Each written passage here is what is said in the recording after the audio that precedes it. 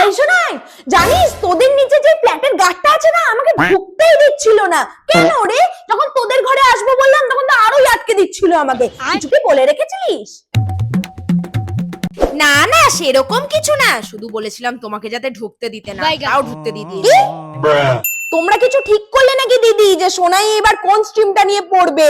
ওর উপরেই আমরা ছেড়ে দিয়েছি, ও তো বললো আর্টস নিয়ে পড়বে। আর্টস নেবে? এর থেকে ভালো তো মেয়েকে মূর্খই করে রাখো। আমাদের ঘরে কেউ কোনোদিনও আর্টস নিয়ে পড়েছে? জানো তো তুমি সবাই হাইলি এডুকেটেড। সায়েন্স নিতে বলো আর না নিলে জোর করো। আমার কথা শোন, তোর ওই মামির কথা না শুনিস না। আমি তো তোর জেঠু, তোর বাবার থেকেও বড়। আমি যেটা বলছি সেটাই কর। তুই ম্যাথসে অনার্স নে। আরে ধুর, আমি তো সবে 10 পাস করেছি, এবার 11-এ উঠলাম। কোন ক্লাসে উঠলে তুমি দিদি ভাই? এই তো 11-এ উঠলাম, 10-এর এক্সাম শেষ হয়ে গেছে। ক্লাস 10 হয়ে গেছে? এত দূর তো তোমার মাই পড়েনি। মজার মা ছিল পড়াশুনোয়।